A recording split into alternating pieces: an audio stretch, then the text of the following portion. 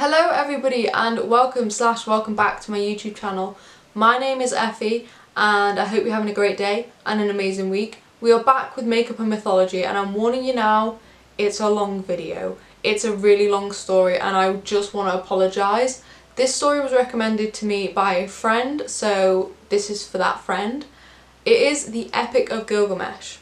It's actually one of the oldest intact pieces of literature that we have.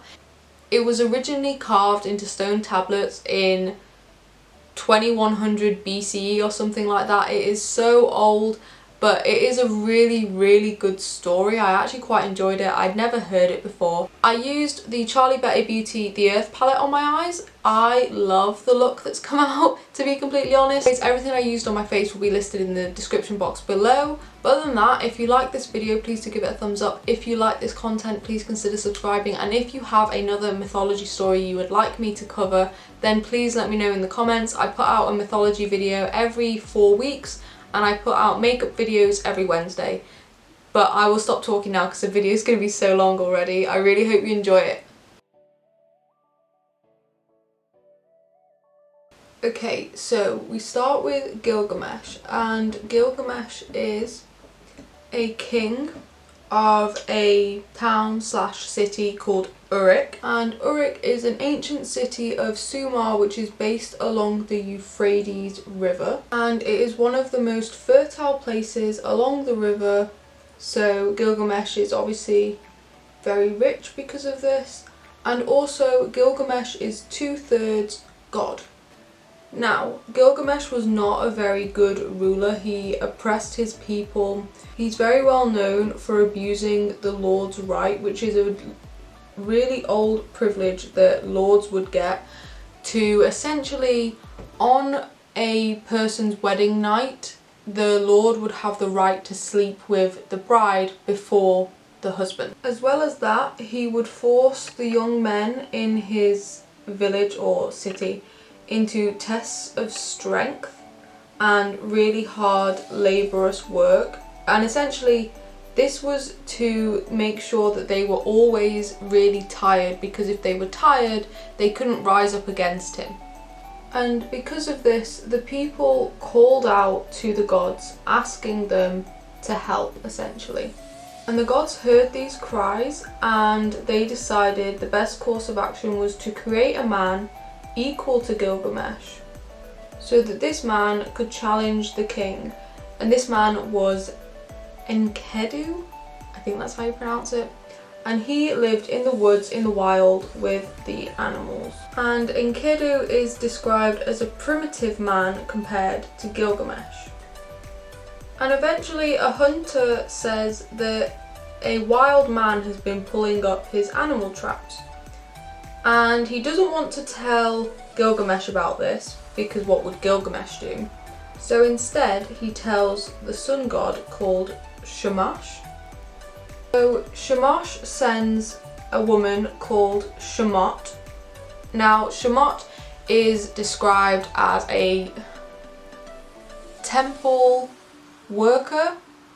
However, back in ancient times there were women who were dedicated to working in temple who basically carried out sex work, but they did it for the temple. So Shamash sent Shamot to find Enkidu and to essentially have sex with him for 6 days and 7 nights and to eventually civilize him. So Shamot goes and does this. And when she's done with her 6 days and 7 nights, she takes Enkidu to a shepherd's camp for more civilization teaching. So essentially they're just trying to turn him into a civilized man after he's been living in the forest with the animals for so long. So at this point Gilgamesh is still completely unaware that Enkidu is out there. However, he has been having some strange dreams. And these dreams tell him of a new beloved companion who will come to him soon. So he decides to talk to his mother, who is called Ninsun, and she is a goddess, and he tells her about these dreams. So while this is happening, Enkidu is still at the shepherd's camp. He is learning how to eat a human diet, and he is also acting as the night watchman for the shepherds. And while he is there, the shepherds tell Enkidu about Gilgamesh and how terrible he is. And he learns about how Gilgamesh has been abusing the Lord's right and all these things. So Enkidu leaves the shepherd's camp in the hopes of going to find Gilgamesh and, I don't know, tell him off, have a fight, I'm not really sure. But he's going to find Gilgamesh to stop him. So he heads to Uruk and he immediately goes to a wedding which is being held because he knows that Gilgamesh will be trying to sleep with the bride. And that's exactly what he finds Gilgamesh doing. Enkidu waits outside the bed chambers of the bride, and when Gilgamesh arrives to sleep with her, Enkidu blocks his path. And the two of them start to fight. However, Enkidu quickly realises that Gilgamesh is far stronger than he is, being that he is 2/3 god, and somehow they end up becoming friends after this.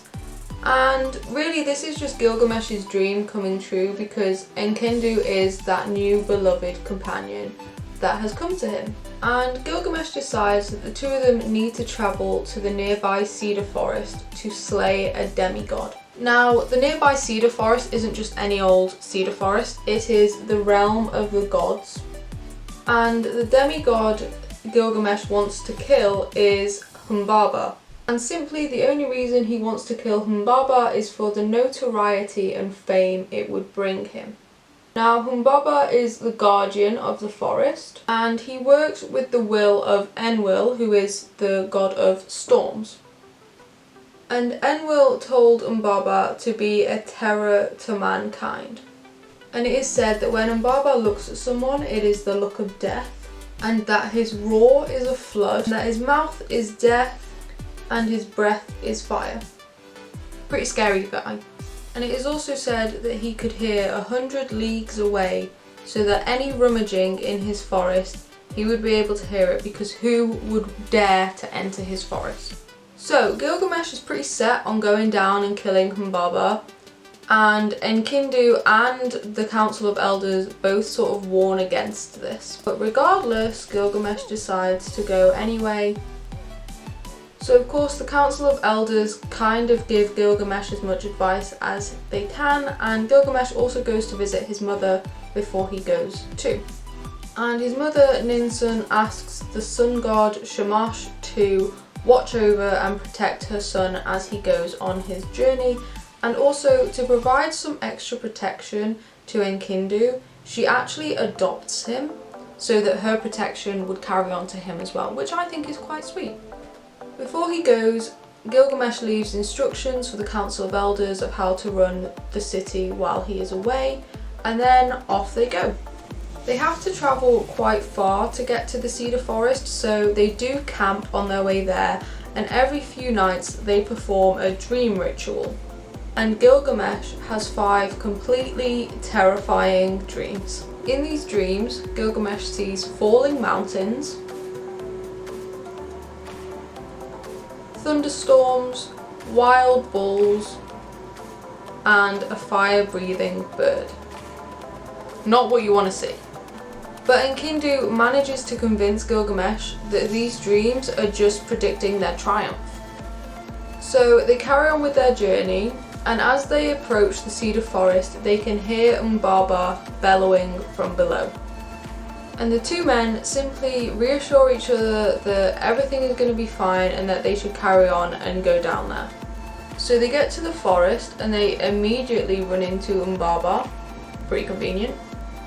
And Humbaba insults them and threatens them, and he actually hints at Enkidu's betrayal.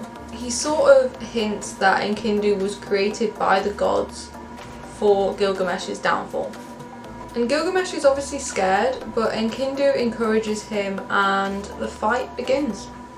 And it is said that the battle is so huge that the sky turns black and the mountains shake. And when the battle starts to look bleak for Gilgamesh, Shamash sends 13 winds to help, and they bind Humbaba. And Umbaba, realising that he could potentially die, starts to plead with Gilgamesh. And he actually offers to make Gilgamesh king of the forest. He offers to become Gilgamesh's servant and to also cut down the sacred cedar trees for him. However, Enkidu points out that if Gilgamesh were to kill Umbaba, he would have notoriety forever, he could just become king of the forest, and he could cut down the cedar trees as he wanted. So Umbaba curses the two men and Gilgamesh kills him. And then after his death, Gilgamesh and Enkidu cut down some of the cedar trees to build a raft to get them home. And whilst doing this, Enkidu also reserves one of the cedar trees for himself so he can build a gate to the temple of Enlil. It's not really said why he does this. It might just be because Umbaba was a servant of Enlil and Enkidu wanted to sort of smooth things out with the god before leaving. And so they take the raft up the river and they get home. And when they get home, Gilgamesh is approached by the goddess Inanna. Now, Inanna is a goddess of love and sexuality, and also civilization and war, which quite frankly, pretty good combination. And she approaches Gilgamesh because she's heard what's gone on and she wants a piece of Gilgamesh. In a sexual way, not in a fight. However, Gilgamesh has heard that Inanna has a reputation for mistreating her lovers in the past, which is true. There are other stories about her, I'm not going to go into it, but yeah, she mistreats her lovers quite a bit. And so Gilgamesh rejects her advances. And Inanna is obviously upset, so she goes to her father Anu and asks if he can send the Bull of Heaven down to avenge her. And Anu says no, because he doesn't see that he needs to. However, Inanna threatens to raise the dead. And this threat kind of scares Anu because I think it's sort of believed that she would do it. So he allows her to take the Bull of Heaven and she takes it down to Uruk and lets it go, and it kind of just wrecks the place. On top of that, she also dries up the Euphrates River, which causes crops to die and it ruins the marshes, and it also creates a sinkhole that swallows up 300 men. I've got glitter on my face, but I'm okay with it. And Gilgamesh and Enkidu kill the Bull of Heaven and offer up its heart to Shamash. And Inanna sees what's going on and flies into a rage. This bit's quite funny. In answer to her rage, Enkidu simply throws the hindquarters of the bull at her. And rightfully so, she now leaves Uruk alone and the city celebrates. And while the city is celebrating, Enkidu goes to sleep and he has a very ominous dream. And in this dream, he's sort of listening in to a conversation between the gods. And the gods decide that as punishment for killing the guardian of the forest, either Gilgamesh or Enkidu must die. But the question here is which one of them is going to die. And eventually they land on whoever cut down the tallest cedar tree will be the one who has to die as punishment for what happened. And it was Enkidu that cut down the tallest cedar tree, and actually it was that tree that he used to make the gate for the temple, which is kind of ironic, I guess.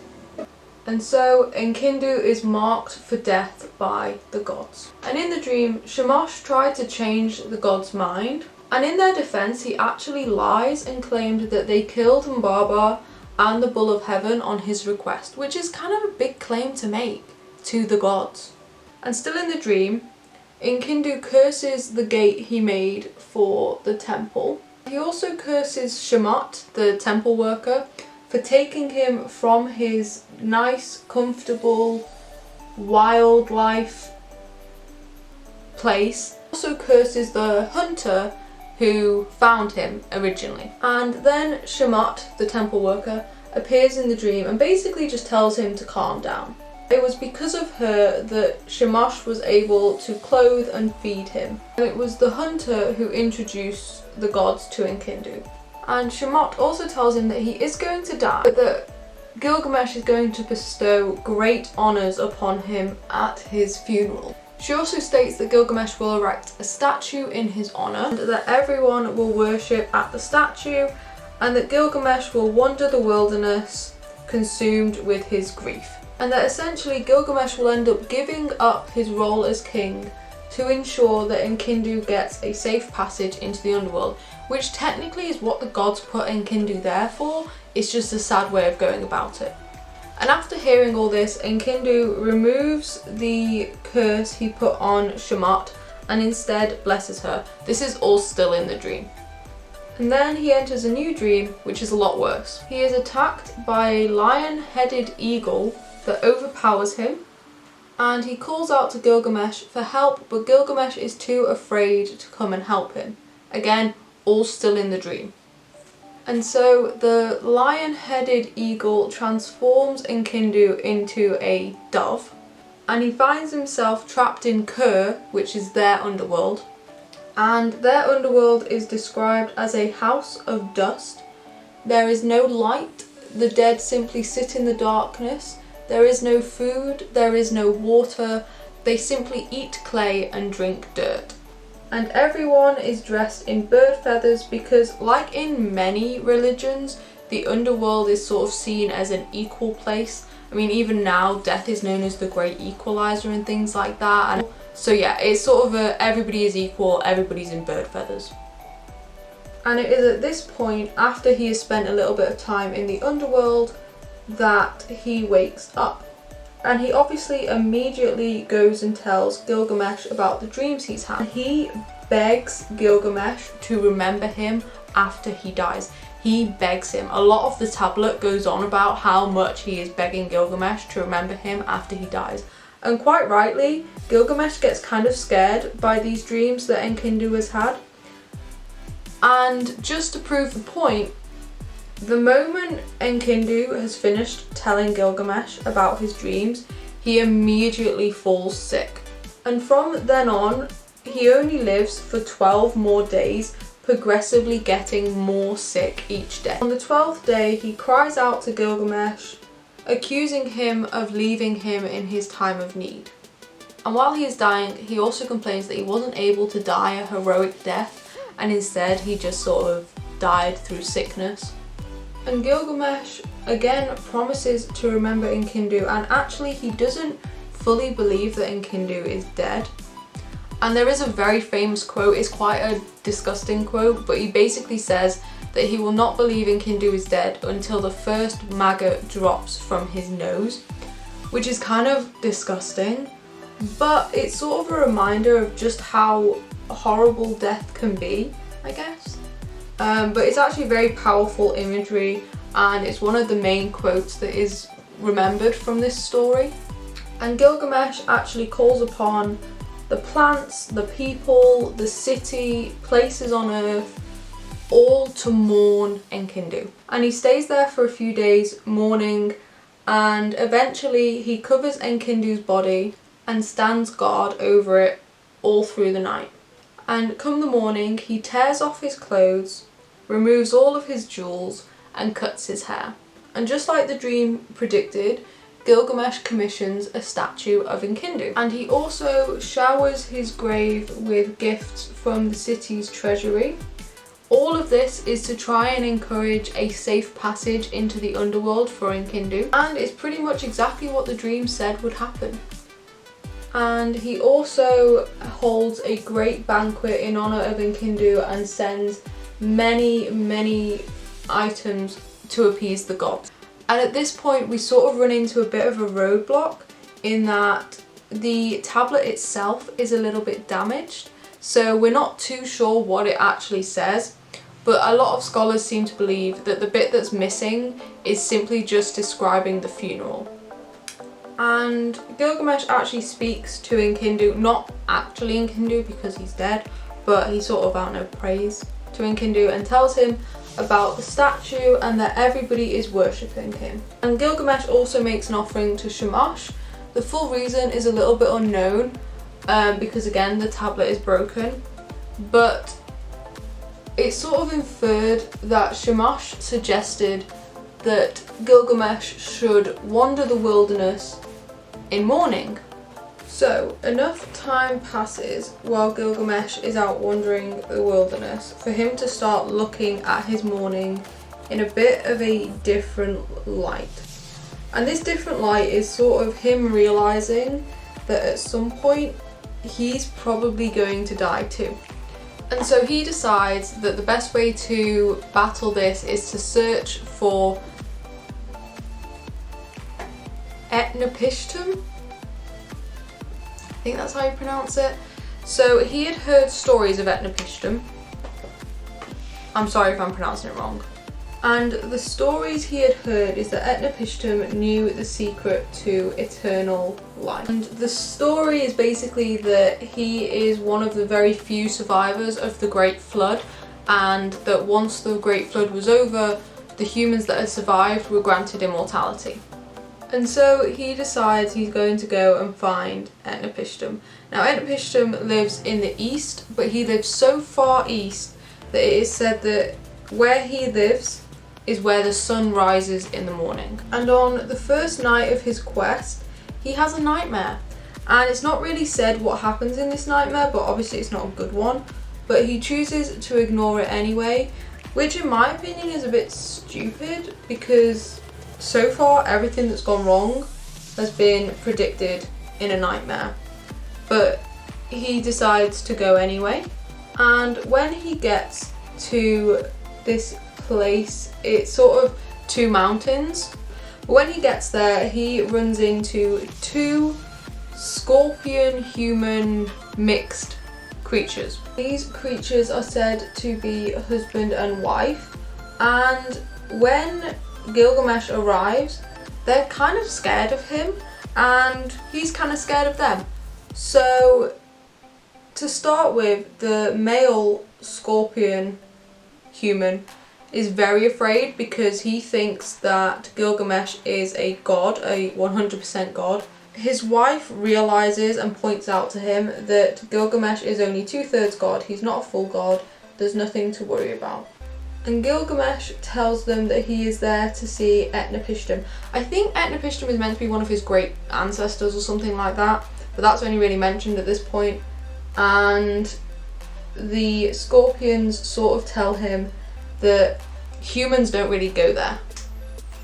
And Gilgamesh sort of pleads with them, explains that he's here to find the secret to eternal life, and eventually the scorpions sort of let him go, and they say to get to Etnapishtim you just have to go through this tunnel, it'll lead you up the mountain, everything will be great. One thing they don't mention is that it's actually a race against time, because if he doesn't make it before the sun starts to rise, he will be burnt to a crisp by the sun, because remember, this is where the sun rises in the morning.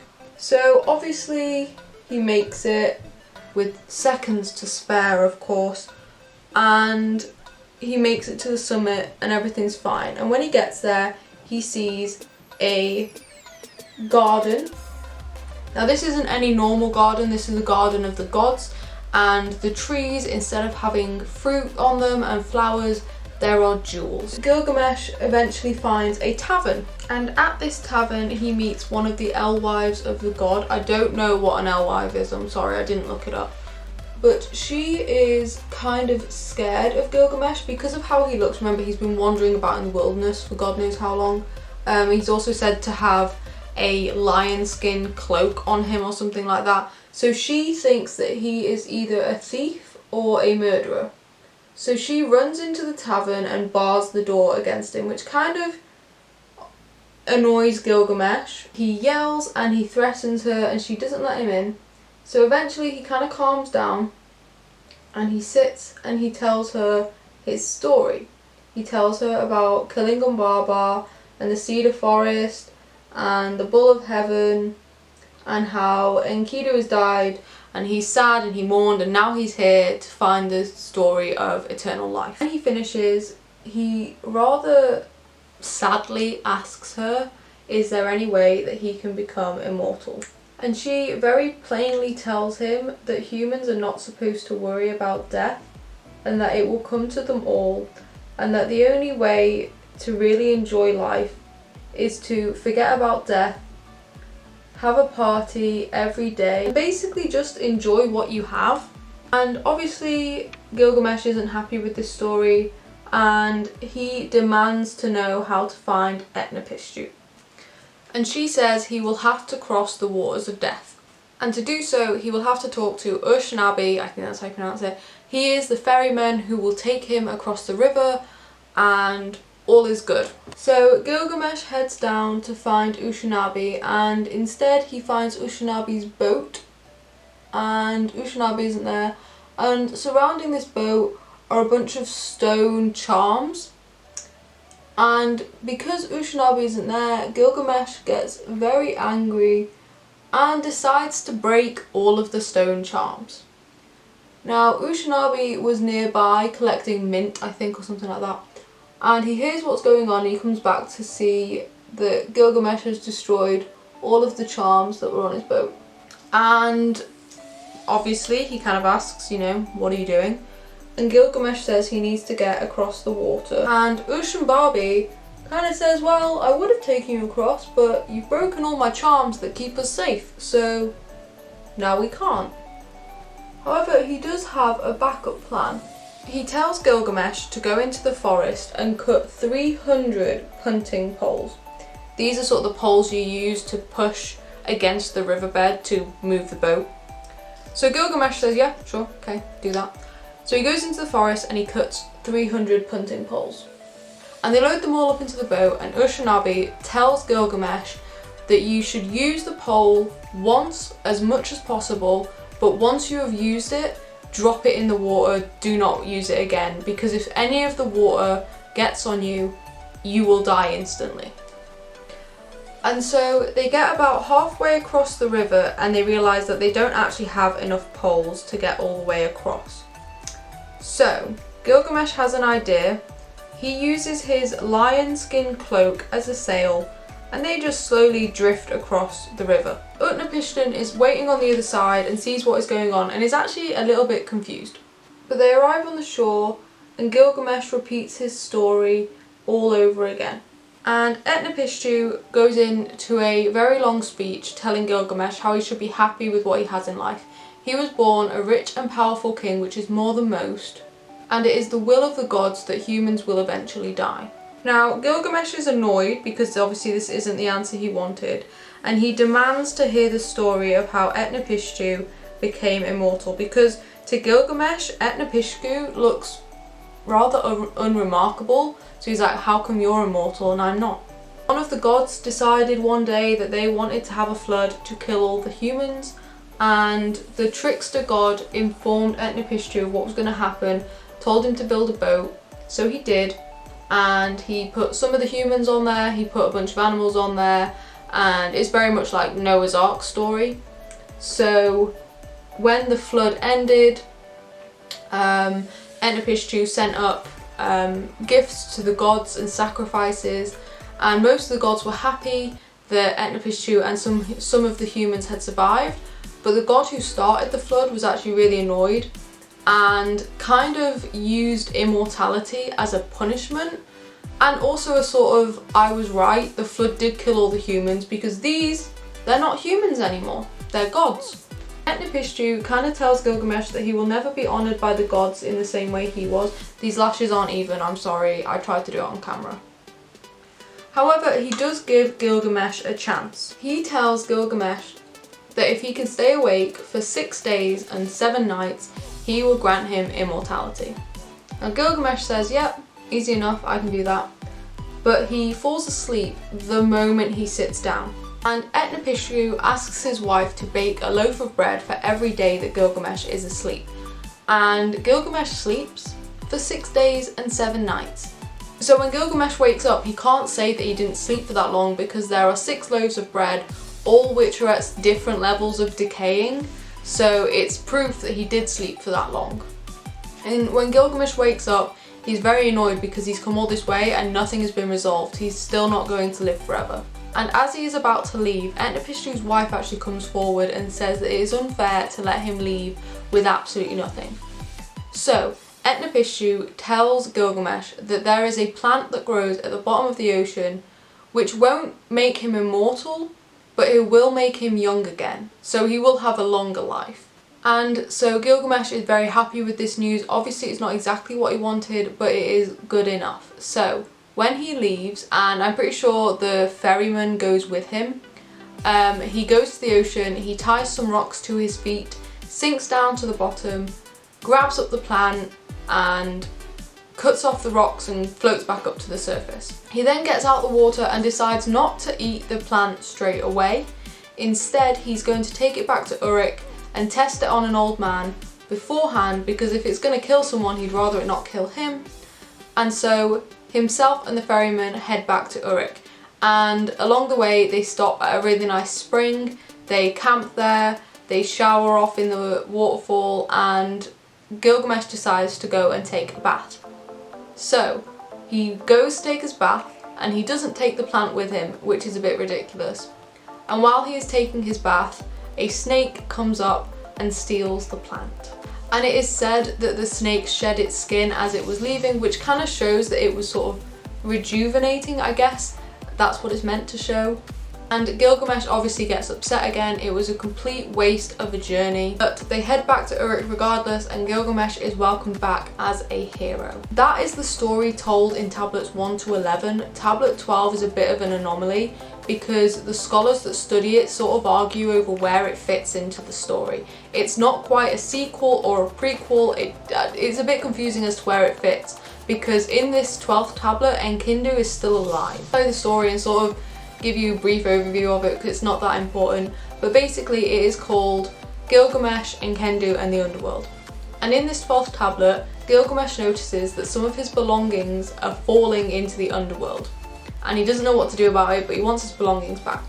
So Enkidu offers to go down into the underworld to get his belongings and bring them back to him. Gilgamesh is very thankful for this, and he tells Enkidu all the things he should and shouldn't do in the underworld if he wants to return to the world of the living. Obviously, Enkidu ignores this and just does what he wants and gets trapped into the underworld. Gilgamesh asks the gods for help to get his friend back, and Shamash comes in once again and cracks open the earth, and the ghost of Enkidu is able to float back up into the world of the living, and Gilgamesh gets his friend back. And Gilgamesh asks Enkidu what the underworld is like, and that's how we get the story of the dust house with the darkness and the feathers and the eating clay and stuff. You can kind of see how that doesn't exactly fit into the rest of the story, but it's kind of a nice little tidbit to add in, I guess. But that is it, the Epic of Gilgamesh. I'm so sorry that this story is so long, but I hope you like the look. It kind of goes with my top. I did use the Charlie Betty Beauty Earth palette, and my lipstick is the Beautybay Bullet lipstick in the shade Juice. If you like this look, please let me know in the comments. If you like this story, also please let me know, because I'd never heard it before and I actually really enjoyed it. It's a really good story in my opinion. Let me know what you think about it. I'm not really going to give my thoughts on it because it's already a super long video, but I really did enjoy it and I hope you did too. If you like this video, please do give it a thumbs up. If you like this makeup and mythology content, I do have a playlist on my channel. But if you like makeup content in general, please feel free to subscribe, as I put out a video every Wednesday. And other than that, I really do hope you have a great day and an amazing week. And I will see you next Wednesday for a non-mythology related video. Bye.